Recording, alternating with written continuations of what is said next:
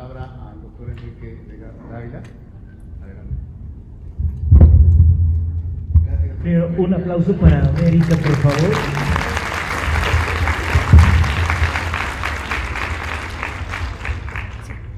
Igual, qué difícil hablar después de todo lo que nos has dicho, porque creo que plantea varios problemas y varias desesperanzas a varios niveles. Y bueno, antes de empezar con lo que tengo preparado, primero digo de que mi examen de doctorado es en 2 días, o sea, todavía soy casi doctor. Aviso. En 2 días allí ya podremos festejar y todo lo demás. No prometo nada, pero me parece, o sea, digo esto porque dentro de lo que quiero presentarles, dentro de lo que quiero hablar, implica una ética del reconocimiento, valorar, identificar que tenemos una serie distinta de características que hacen que las violencias sean distintas. No es lo mismo sufrir violencia cuando tienes 3 años que cuando tienes 14 o 15. No digo que sean más, menos, mejor, peor, simplemente establezco su diferencia. Por eso quisiera que en pares, por favor, de a 2, podamos cuchichear un poco. ¿A qué llamamos violencia? Eso es un problema importante. Entonces les pido por favor que en pares, rapidito así, yo creo que violencia es esto, esto y esto, esto y esto y esto. Por favor, empiecen a cuchichear con la persona de lado.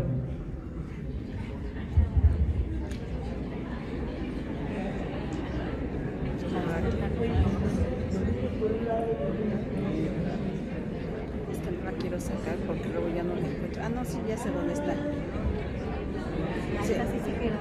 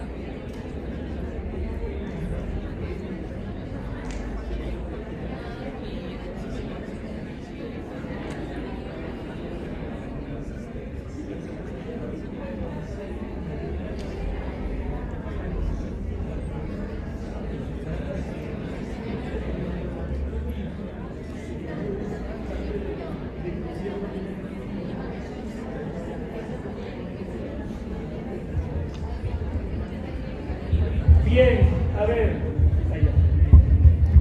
¿A qué llamamos violencia? ¿Qué dicen?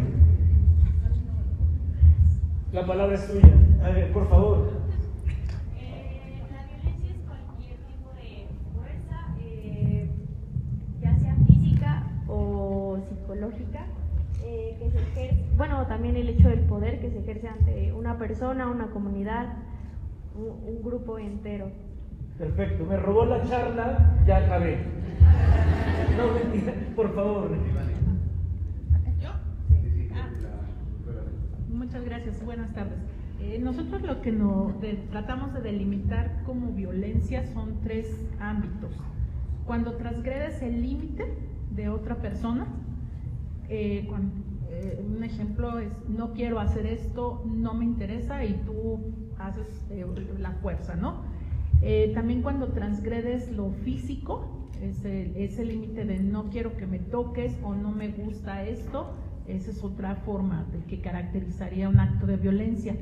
Y el otro ámbito sería el ámbito emocional, cuando yo, no sé si decirlo está correcto, siento algo y no es aceptado, cuando digo algo y no es aceptado, como el gaslighting, Ajá. Cuando yo expreso algo y me dicen todos estás loca, eso no está pasando. Esos son como 3 ámbitos que identificamos nosotros de violencia. Wow, qué fuerte, se complejiza más. Tenemos hasta ahora el tema del daño físico, emocional ejercido por personas o comunidades, y ahora nos has planteado 3 elementos más para complejizar la violencia. ¿Qué más? ¿Qué más identificamos violencia? Muchas gracias a ambas.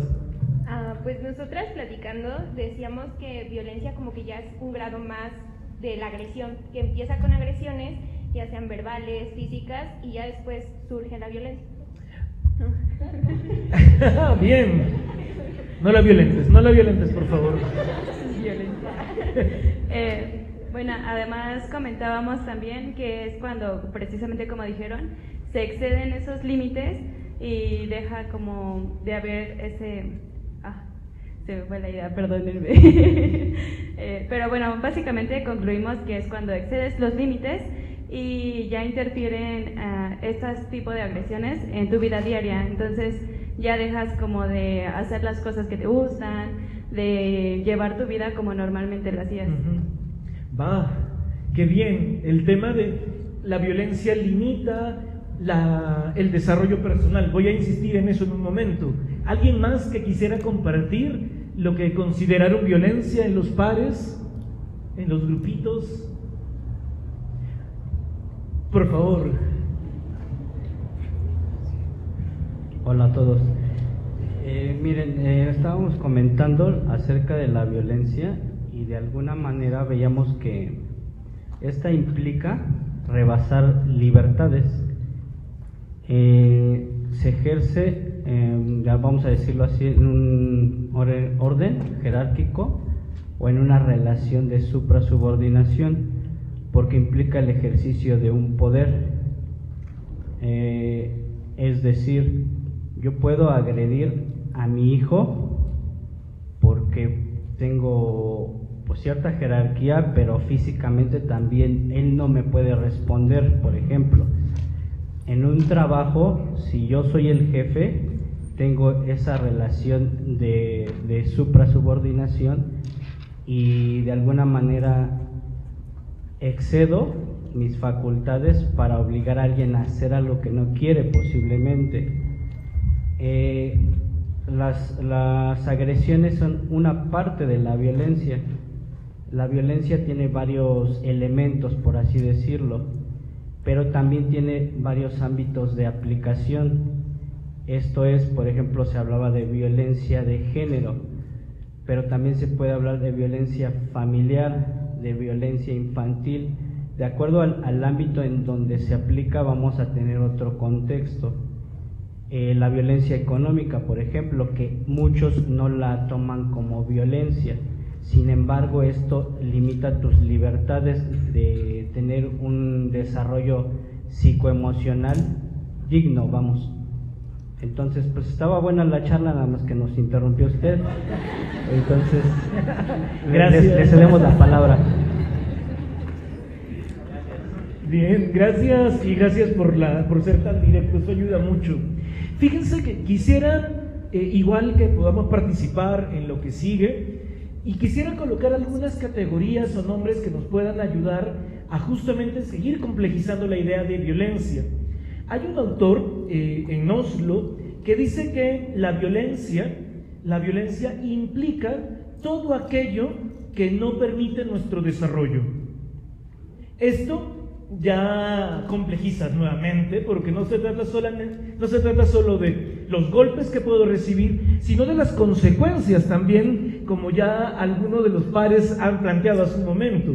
Entonces, este señor Galtung, en el programa de Naciones Unidas, insiste en que violencia, repito, es todo aquello que no permite que nos desarrollemos de manera plena. Ahora, la idea de paz habitualmente se considera como aquello que es opuesto a la guerra. Podríamos decir que en estos momentos, pues la República no tiene ninguna guerra activa, pero eso no significa que vivamos en paz. Y creo que los diferentes lugares donde nos movilizamos justamente nos identifican eso. Este mismo autor, Galtung, va a decir que la Lo contrario a la paz no es la guerra, sino la violencia. Y la violencia en varios de los tipos que ya han sido mencionados. Él insiste que hay un triángulo para explicar las violencias. Una violencia que es directa, o sea, que la puedo identificar rápidamente: te jalo el pelo, te insulto, te mato. Estas formas de violencia las podemos identificar claramente. A estas las vamos a llamar violencia directa, y que está basada principalmente en comportamientos que, como repito, son visibles e identificables. Hasta aquí todo bien. Mi presentación tiene que ver con la otra forma de violencia que no se ve, que es la que él va a llamar violencia estructural.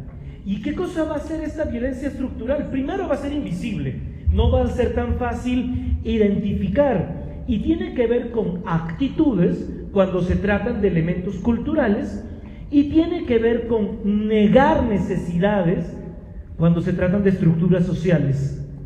Entonces podemos hablar de violencia directa, pero también de violencia cultural y de violencia estructural. Coloco ejemplos rápidamente. Violencia cultural: podemos ver la destrucción de monumentos de los pueblos originarios. Históricamente los conocemos. Hay pirámides, hay una serie de elementos en nuestras culturas que han sido eliminados o que no se quieren poner, y eso podemos identificarlo como violencia cultural. En el caso de violencia estructural es un poco más difícil, porque estamos hablando de una serie de mecanismos que no atacan a las personas de manera directa y de manera inmediata, sino que más bien se realizan a largo plazo. La pobreza. La pobreza, sabemos muy bien que la vivimos, la conocemos, pero recién podemos identificarla cuando los niños, niñas están en la primaria y te das cuenta que tienen índices de desnutrición que no les permiten atender. La pobreza forma parte de la violencia estructural. Lo mismo el machismo. El machismo también es una suerte de violencia estructural, también es directa, porque cuando el marido te dice: oye, tú eres mi mujer y no vas a ver a nadie, eso es violencia directa. Pero cuando le decimos a los niños que no pueden llorar porque son hombres, eso es violencia estructural. Cuando les decimos a las niñas que por ejemplo, tienen que vestirse de cierta manera, es violencia estructural. O sea, aquí quiero que distingamos esto porque nos va a ayudar a dar soporte a todo lo que hemos conversado y que Nancy en su momento nos acaba de presentar. Hay muchas situaciones que son de violencia directa, que lamentablemente el Estado es incapaz de responder. Eso también es violencia. La ausencia del Estado frente a nuestras propias necesidades es violencia estructural. Hay una autora llamada Sara Ahmed que insiste que la queja es un activismo. Ella va a decir que las personas que solemos quejarnos, las personas que somos quisquillosas, que siempre estamos allí dando lata con todo lo que vemos a nuestro alrededor, tenemos que juntarnos porque cada vez que alguien establece una suerte de denuncia o de queja, es marginada. Imagino que el ejemplo que nos colocaron hace un rato es eso. Tenemos en México una cantidad enorme de denuncias que han quedado totalmente olvidadas, relegadas. Hay personas que han sido revictimizadas. Maricel Escobedo es el caso, uno de los casos más horribles que hay en todo el continente. Este documental de Netflix sobre las 3 muertes de Marisela es desgarrador. Y creo que uno de los problemas al que nos enfrentamos es que nuestras quejas suelen ser aisladas. La sociedad en la que nos movilizamos es una sociedad individualista que hace que mi queja sea solamente mía y olvida que el daño que se le hace a una persona, a un ser vivo, recae en todo el mundo. Por eso, una cosa importante que ya salió en los comentarios y que quiero insistir es que el hecho de que existan protocolos contra la violencia es asumir que el Estado ha fracasado. el hecho de que existan protocolos en nuestras instituciones educativas que ayudan y son importantes, pero el hecho de que existan protocolos significa inmediatamente que nuestra sociedad ha fallado. La sociedad que hemos construido no ayuda a que las personas nos desarrollemos de manera plena y digna. Eso es violencia. Rita Segato, una autora que imagino y espero que conozcan, si no, googleenla, tiene cosas muy simpáticas. Ella dice que no solamente tenemos que pensar en los diferentes mandatos culturales que existen, sino que también tenemos que pensar en las estructuras que tienen que ver con discursos, con narrativas, con acciones que son antiguas. El hecho de pensar que los hombres son superiores y las mujeres inferiores lo tenemos en la Biblia. Y eso ha ayudado a que se generen estructuras de violencia, que la mujer es emocional y el hombre es racional. Eso es violencia y ha generado estructuras. O por ejemplo, que los hombres somos sujetos de derecho y las mujeres son objetos de placer. Todo esto son estructuras que nos han impedido desarrollo. Y ojo, puede ser que tú no hayas escuchado alguna de estas frases, tú no hayas leído las jerarquías que plantea Aristóteles o Platón, pero ese pensamiento históricamente nos ha dañado a todas las personas que estamos aquí.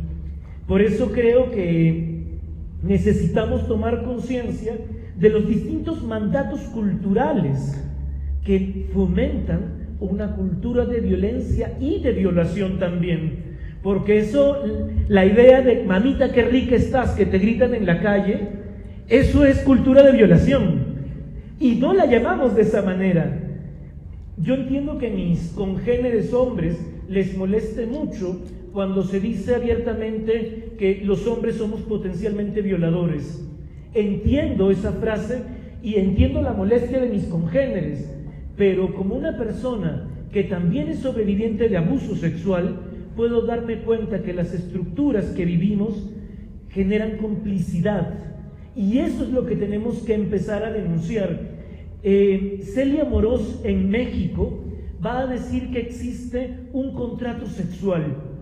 La idea de contrato social imagino que nos es conocida, la idea de que existen una serie de pautas implícitas o explícitas para el desarrollo de sociedad. Ella va a decir, Celia Morós, de que no solamente hay un pacto, un contrato social, sino que también tenemos contratos sexuales que son implícitos o explícitos. Tú, las mujeres en general, tienen que ser delgadas, tienen que cuidar la celulitis, tienen una serie de mandatos. Lo mismo no se los pide a los hombres. Mientras que a la mujer se le exige que tenga ciertas características, los hombres podemos ser panzones, podemos olvidarnos de nuestros cuerpos y ser sucios. A las mujeres no se les exige lo mismo.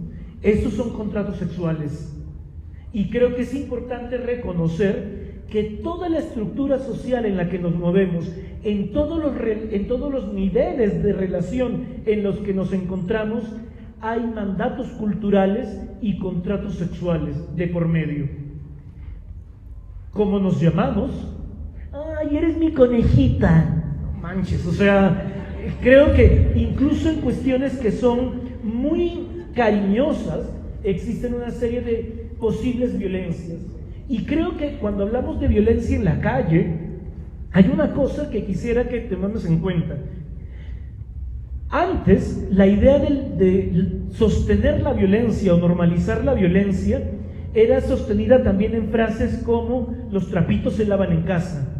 Aquí seguro que hay muchas personas que hemos escuchado esa frase. Tú no podías contar cosas que sucedían en casa o que sucedían en el ámbito más privado, porque todo eso se tenía que resolver allí. Sacarlo significaba exponer a las personas, y esto ha generado que se sostenga y normalice la violencia. Pensemos cada una de las personas que estamos aquí, cuántos insultos hemos recibido por parte de personas queridas y que después nos sonreían diciendo es que te quiero, o cuando nuestras mamás nos daban con chancletazos y nos decían a mí me duele más que a ti pegarte. O sea, pensemos en todas esas formas de violencia que forman parte de nuestra historia. Por eso creo que es fundamental reconocer que todas las personas que estamos aquí o hemos sido violentadas o hemos ejercido violencia. Reconocer esto significa una lucha importante en contra de los mandatos culturales y del contrato sexual. No aceptar que podemos ser violentadores, violentadoras y que hemos sufrido violencia nos coloca en un círculo permanente de normalización. Por eso es importante nombrarlo. Y esta violencia que se ejercía en los espacios personales, intrafamiliares, que fueron, por ejemplo, rupturas de acuerdos de pareja. ¿Cuántos abuelos y abuelas nuestras, cuántas abuelas nuestras han sufrido que el abuelo se haya encamado con la mitad del pueblo y nadie diga nada? Eso es violencia y no se le llamaba así. Mucha gente en estos momentos dice, ay, las personas de género están en contra de la familia tradicional. No estamos en contra de la familia tradicional, estamos en contra de todas esas formas de violencia que no han sido nombradas, porque muchas veces el silencio de mujeres, de infancias, de adolescencias, de juventudes, ha significado que un agresor no esté en la cárcel o que no esté pagando una pensión. Y aquí tenemos violencias intrafamiliares, primos, a padrastros que han violado a sus hijastras. Tenemos una historia enorme de cosas que no son lejanas a nosotras y nosotros aquí. Pero lamentablemente la cultura del silencio ha hecho que estas no sean mencionadas, porque los trapitos se lavan en casa. Y creo que es importante cuestionarnos qué tipo de sociedad hemos generado, al punto de que el dolor o el sufrimiento de las otras personas no me afecte. Tenemos más de 100,000 personas desaparecidas en México. Tenemos una justicia patriarcal que en el continente hace parir a una niña de 11 años. Eso todavía existe. Existen menores de edad que son raptadas dentro de los pueblos y las hacen casarse con hombres mayores. Eso está en nuestro país, en nuestro continente, pero no es nombrado. La mejor manera que tenemos para luchar contra toda esta violencia estructural es quitarle el poder que tiene en el silencio y poder decir abiertamente: esto es lo que sucede. Lo que vivimos es una suerte de... lo que antes pasaba en la calle, en la casa, se ha trasladado a otros niveles. Y esto que era antes normalizado en nuestros hogares, pues ha pasado ahora a ser espectacularizado por los medios de comunicación. Una autora que les recomiendo, Sayak Valencia, ella habla de capitalismo gore. Ella dice que estamos en un momento de la sociedad donde contemplamos el dolor ajeno y lo contemplamos como totalmente ajeno, como si no me afectase para nada. Por eso vemos una serie de noticias que son espectáculo para las grandes cadenas de televisión, pero no demanda de mi parte ningún tipo de acción. Por eso creo que el capitalismo ha mercantilizado muchas fuerzas, cuerpos e identidades, y también nos ha adormecido para que no comprendamos la realidad de muchas víctimas, para que no sintamos dolor alguno por las violaciones, por los crímenes de odio, por los feminicidios, por los transfeminicidios, para que no tengamos en cuenta cómo son arrasados los pueblos originarios, o son desplazados por la minería, la tala o la construcción, o cómo viviendo en un país con tantos cuerpos de agua hayan sido eliminados casi el 70% de ellos. Todo eso es violencia estructural que no la vemos inmediatamente, pero que va a tener consecuencias serias en nuestras vidas. Hemos vivido 2 olas de calor muy fuertes en la ciudad. Cambio climático. Hace 30 años se viene hablando, no más, 40 años se viene hablando del tema y recién ahora, al ver las consecuencias directas, las tomamos en serio. Lamentablemente no podemos experimentar en zapatos ajenos, pero tampoco creo que tengamos que esperar que le toque a una de nosotras, a una de nuestras familiares una situación para poder asumir nuestra responsabilidad en el tipo de sociedad que estamos construyendo. Por eso creo que en medio de los discursos que hay, es importante desmontar un par por lo menos. Cuando las televisoras dicen, o seguro que en nuestros espacios de relaciones hemos escuchado, ¡ay, ese violador es un enfermo! No, no es un enfermo, es un hijo sano del patriarcado.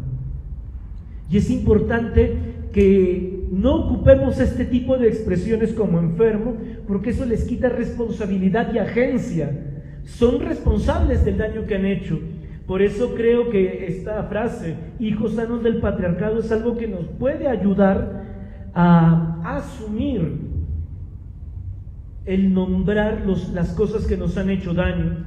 Por eso creo que la pelea para construir un tipo de sociedad diferente es una sociedad que se basa en la praxis, que se basa en la acción, que se basa en el cuestionamiento totalmente permanente. La calle es un espacio de todos, pero si es privatizado, solamente vamos a obtener violencia cuando queramos actuar políticamente. Hay un poema del único hombre que voy a mencionar, es un alemán, Martin Niemöller, que tiene un poema que a mí me gusta mucho.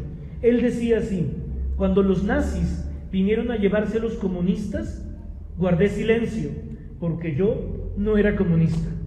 Cuando encarcelaron a los socialdemócratas, guardé silencio, porque yo no era socialdemócrata. Cuando vinieron a buscar a los sindicalistas, no protesté, porque yo no era sindicalista. Cuando vinieron a buscarme, no había nadie más que pudiera protestar. Creo, comunidad estudiantil, que la violencia es real, la veamos o no, la comprendamos o no, sea silenciosa o escandalosa, la violencia es real. Y creo que nos sitúa en un horizonte concreto, siendo una comunidad académica, descubrir cuál es nuestro rol en la construcción de una cultura de paz, que no solamente piense en Ucrania, sino que considere también y tome en serio los diferentes testimonios de nuestros entornos y nos ayude a solidarizarnos con quienes viven una forma de postergo. Por eso quisiera traer a reflexión cómo Judith Butler, nos dice que existen una serie de grupos antiderechos, fundamentalistas, conservadores, que también están tomando la calle, pero hay una diferencia enorme entre estos grupos y otros grupos, y es que no solamente somos poblaciones vulnerables, sino que somos poblaciones siempre vulneradas, y eso nos cambia totalmente el escenario, porque creo y estoy convencido de que un Estado, un sistema que nos resta vida, tiene que ser denunciado de manera permanente. Creo que la violencia que se ejerce en las calles nos invita a recuperar dos palabras que son sumamente importantes en nuestro contexto: agencia y ciudadanía. Es cierto que nos aterra andar en diferentes calles, conocidas o no, porque seguro podemos sufrir violencia. Pero si seguimos avalando una cultura de indiferencia, podríamos continuar el poema de hace un momento y ser nosotras, nosotros, nosotres, las siguientes personas que nos quedamos en soledad. Por eso es fundamental que asumamos nuestra propia voz en el espacio público. Y una cosa aún más importante, que nos organicemos. La organización es fundamental en la transformación del tejido social. Sin organización no hay cambios, porque ningún cambio viene de ningún gobernador o gobernadora. Los cambios vienen desde las bases, y eso es importante tenerlo en cuenta. Yo ya voy terminando porque creo que se pasó mi tiempo, pero creo que podemos recuperar una ética del reconocimiento. Por favor, volteen y miren a las personas que están alrededor. Volteen, chequen sus rostros, chequen. miren quiénes están atrás, adelante, fijémonos los diferentes colores de nuestra piel, nuestros cabellos, quienes no tenemos cabello. Fijémonos, es fundamental reconocer en las otras personas que son valiosas y que todas las vidas valen, que nuestros cuerpos valen. No podemos perder nuestra identidad en ningún espacio, tampoco en la calle. Por eso necesitamos que nuestras subjetividades, yo como sujeto individual, pueda también asumir la vida de los otros seres a mi alrededor como necesarios para poder construir. Y hay una cosa más que quisiera colocar aquí, no solamente una ética del reconocimiento, como lo plantea Butler, sino que quisiera rescatar también la propuesta de Graciela Hierro, una filósofa mexicana que insistía en que no solamente se trata de luchar, sino también de vivir el placer, vivir la alegría de tocarnos, de convocarnos, la alegría de que todo pueda ser mirado de una manera integral, porque como ella dice, las políticas de la alcoba son las políticas también de la Cámara de Diputados. No podemos separar nuestras vidas, no podemos fragmentarlas, lo social por un lado y lo personal por otra parte, no. Existimos de manera personal y social al mismo tiempo. Por eso necesitamos luchar contra esta cultura individualista, capitalista, neoliberal, esta cosa escandalosa, como lo llama Donna Haraway, esta cultura fragmentarista, y recuperar una voz, nuestra voz, que recupere la integralidad de nuestras existencias. Para terminar, quisiera insistir cómo los distintos activismos sociales, culturales, estudiantiles han hecho de la calle un lugar de luchas, porque han asumido políticamente su rol. La calle es de todas las personas, y si la cultura de violencia y violación la ha tomado, es menester nuestro arrebatársela. Y esto, como repito, se hace desde la organización.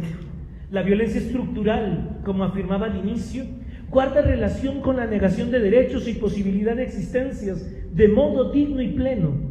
Nuestra educación es una gran oportunidad para visibilizar todas las situaciones que restan vida, pero también atañe a nuestras identidades personales, a nuestra subjetividad, a nuestras relaciones de amor, a nuestros vínculos sexuales, a nuestras prácticas sociales, a nuestros vínculos familiares, a nuestra relación con la tierra.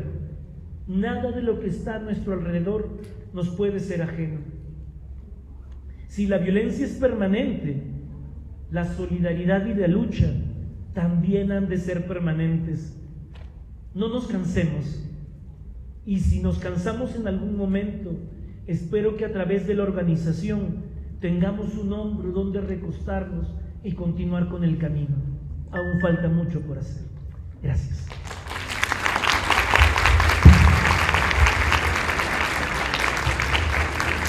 Muy bien, pasamos al momento de preguntas. Si alguien tiene alguna pregunta que hacerle a Enrique,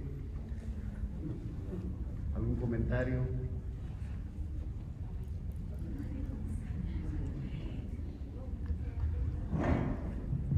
Gracias, buenas tardes. Próximo doctor, agradezco. Enrique siempre. Ok, Enrique, agradezco mucho el entusiasmo y la esperanza de todo esto que nos acaba de compartir.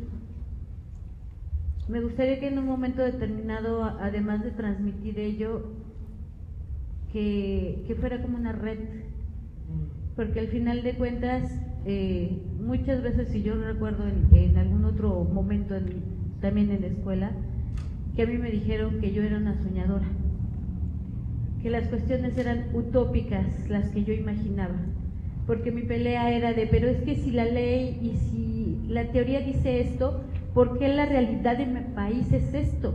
Porque yo cuando salgo a trabajar en la mañana veo a un niño pidiendo limosna y debería de estar en la escuela.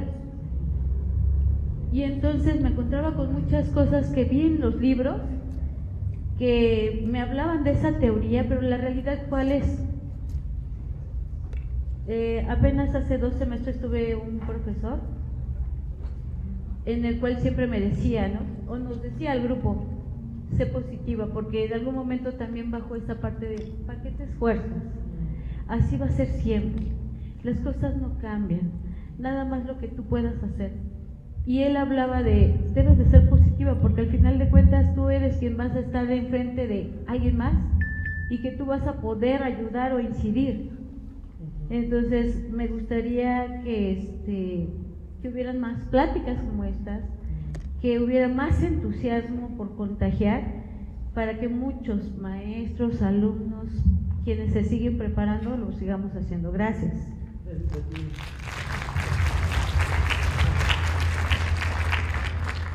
Hola Enrique, buenas tardes. Yo acá. Okay. Perfecto. Primero tú y luego tú para que no nos peleemos. No, muchas gracias. Yo soy Leti Rodríguez y a mí me dejas con un sentimiento de mucho miedo. La verdad es que yo conforme te fui oyendo, lo primero que dije a mí misma, por eso no me gusta escuchar estas conferencias. ¿Y por qué no me gusta? Porque en mi condición de mujer he experimentado a lo largo de todo mi camino el techo de cristal, la violencia de parte de mis compañeros y compañeras, porque yo me he sentido, lo he trabajado ya hasta en terapia. El gaslighting es terrible que invaliden tu punto de vista, que te digan, no, eso no existe, o sea, ¿cómo crees? Te estás imaginando cosas, Leti. Y lo he visto con mis alumnas también. He visto alumnas que han sido reprobadas simplemente porque yo les asesoro su trabajo de tesis. Y me da miedo, la verdad es que a mí me da miedo, ahora te lo pongo como mamá. Llevo 3 marchas del 8 de marzo.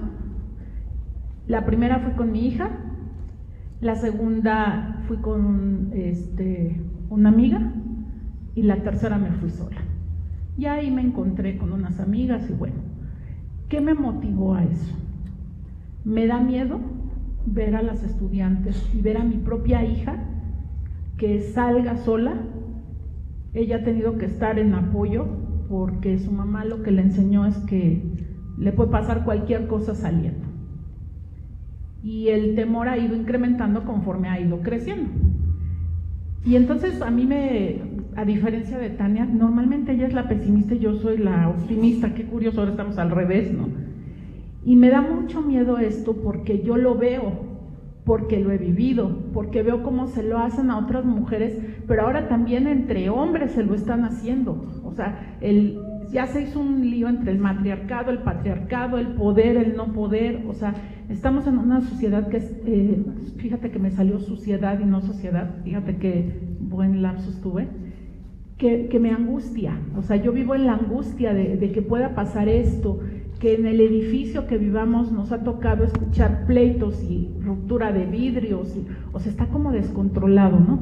Entonces yo más bien te preguntaría, porque ya vemos que el Estado está rebasado, que el Estado no nos protege, que se inunda el 8 de marzo, ya es infinito. Yo estuve más de 4 horas frente al hemiciclo Juárez y los contingentes no dejaron de pasar. Yo regresé a casa y pasaron 3 horas más y no dejaban de pasar. Y no es que dieran vueltas, es que entraba.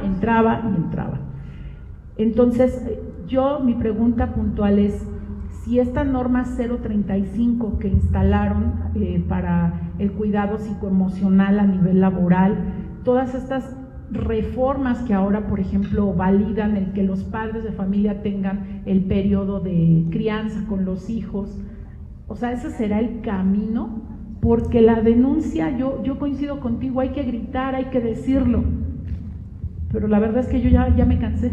O sea, Leti, mi expresión es, mejor me callo, o sea, cállate. La recomendación, y ni modo, voy a hacer así, lo voy a decir y pues ni modo, yo tengo fama de abliche y pues sí, qué bueno que hubo alguien que entendió por qué soy abliche. No hagas caso, termina tu materia, pasa tu materia y después cuando termines y podamos trabajar la tesis, pues trabajamos la tesis. Que te reprueben, pues ya te reprobaron, ni modo. ¿Qué hacer, Enrique, con esto? Y muchas felicidades. Leti, gracias por lo que nos pones en la mesa, ¿no? Tania también, ¿verdad? No te pregunté tu nombre. Sí, Tania, ¿verdad? Ana, Leti, gracias por lo que han colocado, por varias razones. Y creo que la primera es porque sí estamos cansadas y cansados de muchas situaciones. Yo mismo, y creo que muchas de las personas aquí hemos realizado denuncias, yo he hecho denuncias eclesiásticas, he dejado iglesias, me he ido de muchos lugares denunciando y sí, soy peruano, vivo 4 años aquí en México y el primer año para mí era vivir el exilio, el no poder estar en mi país porque no tengo oportunidades. Y sé que cualquier frase que pueda decir va a ser romántica, porque yo no les puedo decir ahora, vámonos a esta organización, no hagamos esto, no, porque la realidad que viven ustedes aquí es distinta a la que yo vivo, y es distinta a mis estudiantes, y es distinta a la de las mujeres con las que yo trabajo.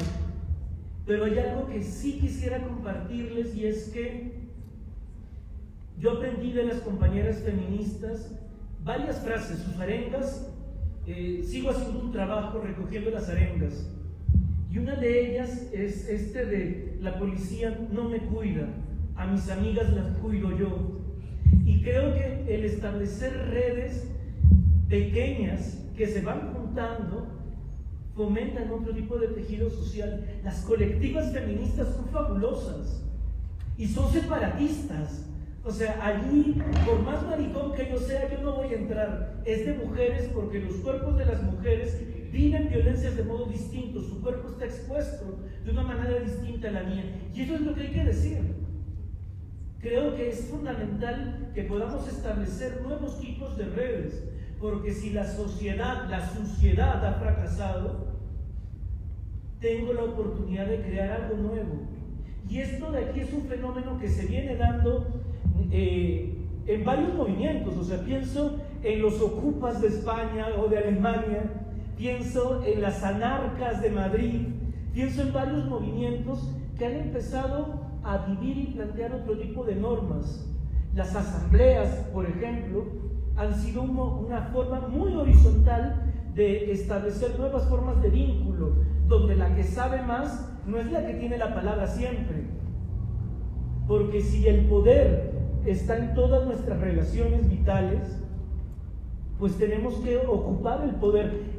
Audre Lorde decía que no podíamos cambiar la casa del amo con las estrategias del amo.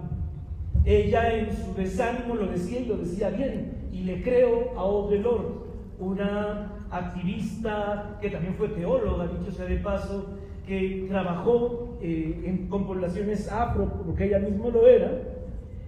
Yo le creo cuando ella dice que no podemos cambiar la casa del amo con las herramientas del amo, pero cada quien aquí tiene un rol distinto y una presencia distinta que exige respuestas diferentes.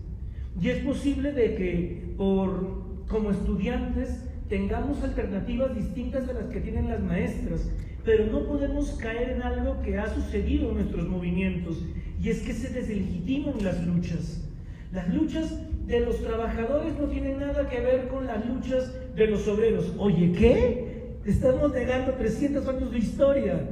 La lucha de las mujeres no tiene nada que ver con la lucha de los jotos. Mentira. Los jotos existimos porque las mujeres han puesto el cuerpo y la voz primero.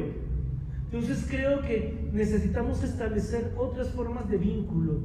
Y esto parte de las diferentes realidades. Ciudad de México es enorme. Y no podemos pensar o creer que todo va a hacerse en zona rosa, que todo va a hacerse en Bellas Artes. No, necesitamos descentralizar. Si la lógica estatal ha sido el centralismo, necesitamos otras lógicas que desarmen eso. Entonces, yo no tengo soluciones, lo que tengo es, ahorita tengo unas ganas de abrazarte y decir, estamos caminando juntas peleando contra lo mismo. Y lo mismo con las personas que estamos aquí. No hay soluciones. pero sí podemos colocar nuestras denuncias y seguir molestando, porque como dicen las compañeras feministas, ya no tendrán nunca más la comodidad de mi silencio.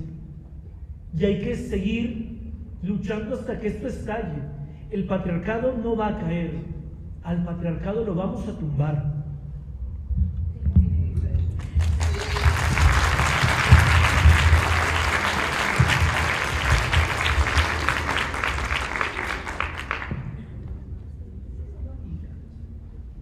Pasamos a esta última pregunta y pasamos a la siguiente. Sí, se oye. Bueno, era más bien un comentario de agradecimiento por el panel que se armó para esta plática, porque nos abre, ¿no?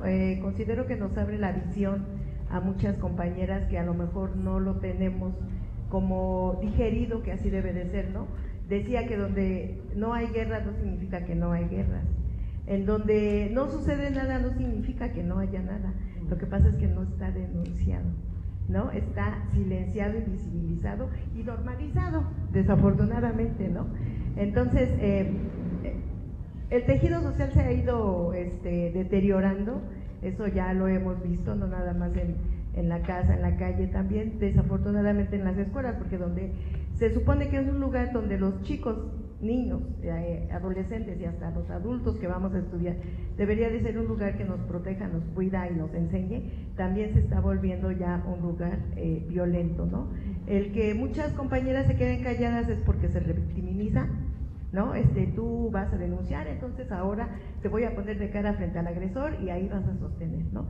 Entonces por eso es que se empieza a quitar el ánimo de hacer este tipo de denuncias, que también nos hace falta mucha información, porque si no estoy mal, y que me ayude la compañera a corregir si estoy mal, la ley general a una vida de acceso, a una vida general, se me fue libre de violencia, dice que si en una escuela se denuncia y la escuela no hace nada, se cae en una violencia institucional, que es lo que viene sucediendo desafortunadamente también en nuestra 096, también en Ajusco, también en muchas escuelas, y que pasan y pasan directores y que en vez de sancionar al agresor hasta se le premia con ser coordinador, ¿no? Entonces, pero también es lo que decía la maestra Leti, el lasting, ¿no? Yo me animo a denunciar, pero se pregunta con todas las demás compañeras si ellas piensan o creen que es un tipo de violencia, pero mi sentir no va a ser el mismo, ¿no? El sentir de una víctima no va a ser el mismo de las demás víctimas. Entonces hace falta también tomar conciencia, concientizar a todos, empezando desde los servidores públicos, porque maestros, los que somos docentes y administrativos y tanto directores, pasamos a ser servidores públicos, y también a todo el estudiantado, porque entre pares también se da, y se da muy fuerte, ¿no? Y también si se hace una comisión de género, también darle todo el apoyo y toda la capacitación que sea necesaria para que poco a poco se vaya, pues yo quisiera erradicar, pero por lo menos que se vaya disminuyendo esto, ¿no? También estoy de acuerdo en lo que decía la compañera Ana, a veces dicen es que es una utopía, ¿no? Pero si no vivimos de utopías, pues no vamos a avanzar, ¿no? Muchas gracias.